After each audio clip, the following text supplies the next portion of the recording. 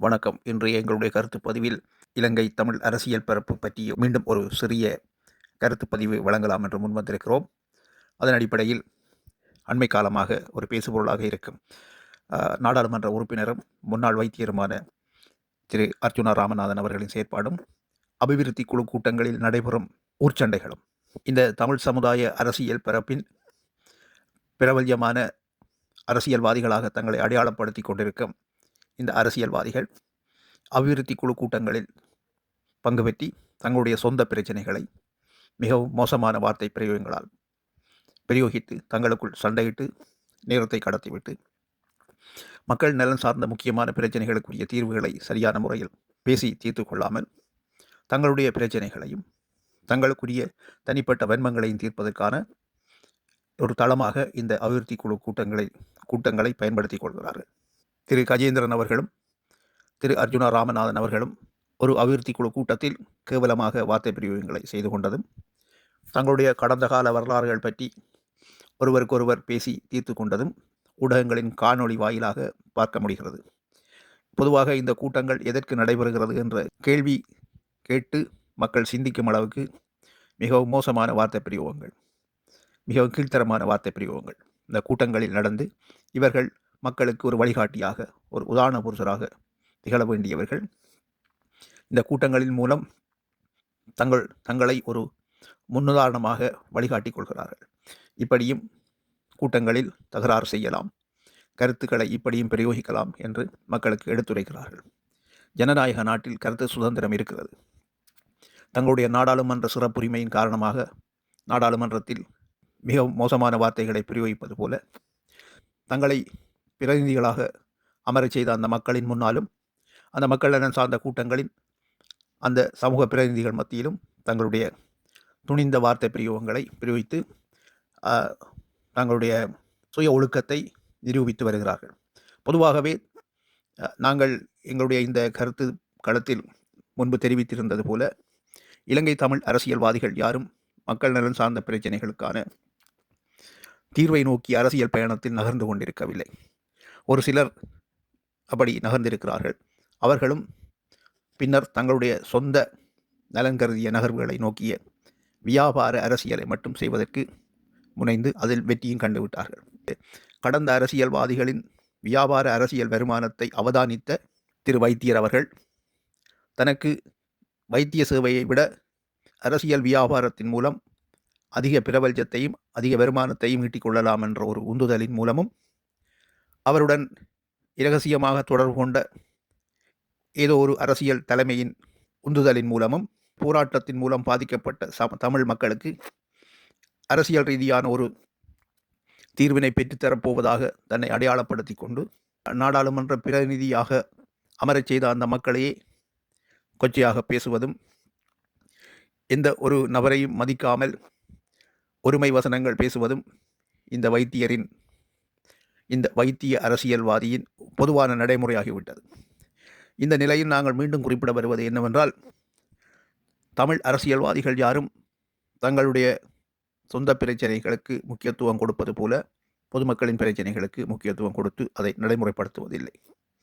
அப்படி ஏதோ ஒரு குறிப்பிட்ட பிரதேசத்திலாவது அந்த பிரச்சனைகள் தொடர்பாக வாதிட்டு ஒரு இணக்கமான முடிவுக்கு வந்து அவர்கள் மக்களின் அபிவிருத்தி தொடர்பான ஒரு நடவடிக்கையை மேற்கொள்வதற்கு இயலாத ஒரு சூழ்நிலை தான் அந்த தங்களுக்குள் இருக்கும் அரசியல் முரண்பாடுகளினால் ஏற்பட்டு கொண்டிருக்கிறது. இதற்கு முன்பும் கடந்த காலத்தில் வடக்கு மாகாண சபையில் முதலமைச்சராக இருந்த திரு விக்னேஸ்வரன் அவர்களும் கூட வடக்கு கிழக்கில் அபிவிருத்தி செயல் திட்டங்களுக்காக அரசாங்கத்தால் ஒதுக்கப்பட்டிருந்த நிதிகளில் பெரும்பாலான பகுதிகளை திருப்பியே அனுப்பியிருந்தார் என்பது கடந்த கால வரலாறு.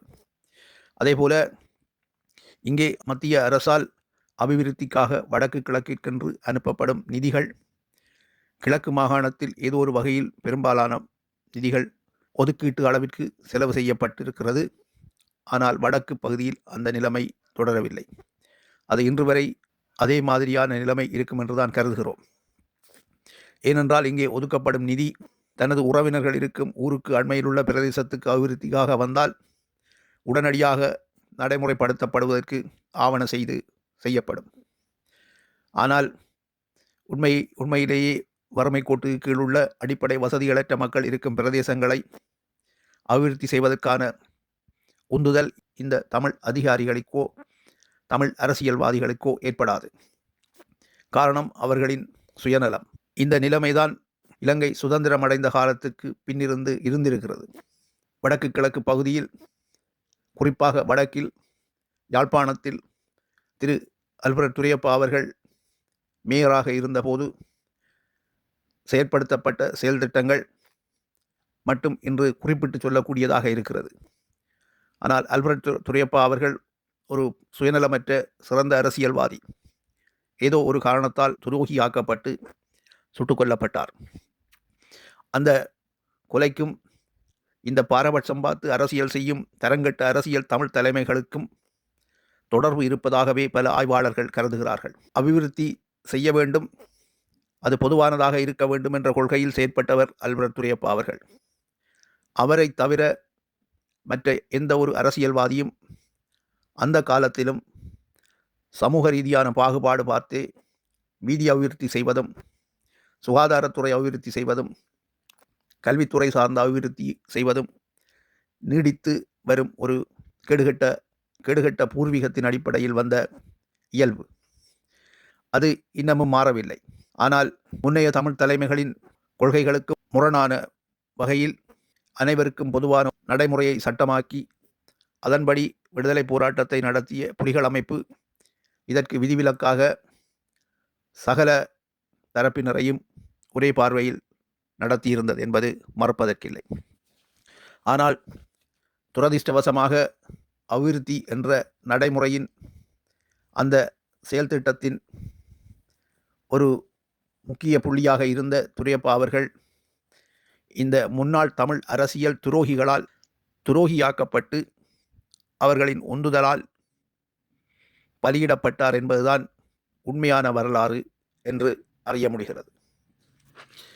அந்த சம்பவத்தின் பின்னர் ஆரம்பித்த விடுதலை போராட்டத்தின் தொடர்ச்சி 2009 ஆண்டு வரை நீண்டு போராட்டம் மௌனிக்கப்படும் வரை ஒரே தலைமைக்கு கீழ் அரசியலும் அபிவிருத்தியும் ஒருங்கமைந்து பொதுவான கட்டமைப்பின் அடிப்படையில், பொதுவான நிர்வாகத்தின் அடிப்படையில் சகலருக்கும் சகல விடயங்களும் சகல மக்களுக்கும் சமமான பங்கீட்டளவில் செய்யப்பட்டு வந்த அபிவிருத்தி ஆயுத போராட்ட மௌனிப்பிற்கு பிறகு, அந்த நிழல் அரசின் மௌனிப்பிற்கு பிறகு மீண்டும் பழைய ஆயுத போராட்டத்துக்கு முற்பட்ட காலத்தில் இருந்த அந்த அரசியல் கலாச்சாரத்தின் அடிப்படையிலான தரங்கட்ட குணங்கொண்ட அரசியல்வாதிகளின் கையில் தமிழர்களின் அரசியல் தலைமை வந்துவிட்டது.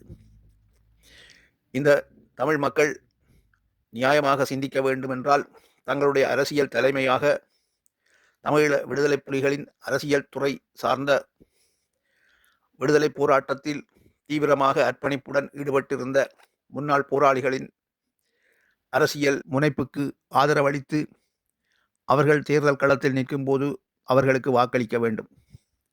தமிழீழ விடுதலை போராட்டத்தில் பங்கு பற்றிய அந்த போராட்ட வீரர்கள், முன்னாள் போராளிகள் தமிழ் மக்களுக்கான அரசியலை தேர்ந்தெடுத்து நடத்தும்போது இவ்வாறான சமூக பாகுபாடுகளின் அடிப்படையிலான அபிவிருத்திகளோ, பொது கூட்டங்களிலும் அபிவிருத்தி கூட்டங்களிலும் வீணான வார்த்தை பிரயோகங்களோ நடப்பதற்கான சந்தர்ப்பங்கள் மிக மிக அரிதாகவே இருக்கும்.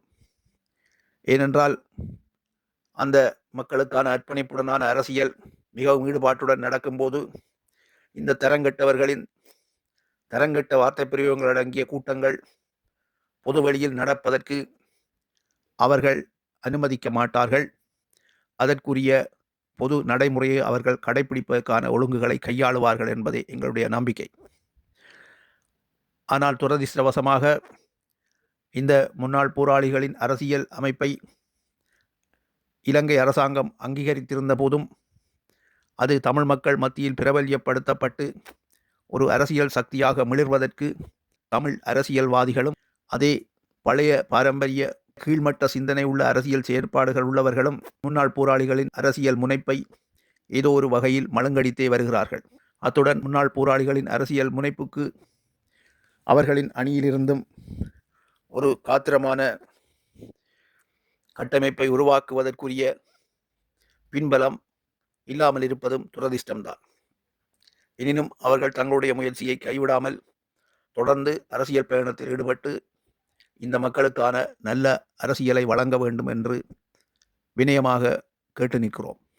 சுய விளம்பரத்துக்காகவும் அரசாங்கத்தின் ஒதுக்கீட்டு சலுகைகளுக்காகவும் அரசியல் செய்யும் தற்போதைய பிரபல்யமான தமிழ் அரசியல்வாதிகள் அனைவரும் தமிழ் அரசியல் பரப்பில் இருந்து விரட்டியடிக்கப்பட வேண்டியவர்கள். ஒரு சிலர் மட்டும் அதே போராட்ட காலத்து அரசியல் முனைப்புடன் இருந்தாலும் அவர்களும் இந்த முன்னாள் போராளிகளின் அரசியல் முனைப்பை ஊக்கப்படுத்தி அவர்களை முன்னிறுத்துவதில்லை. காரணம், அவர்களுடைய பிழைப்பும் கெட்டுவிடும் என்ற ஒரு அச்சம்தான்.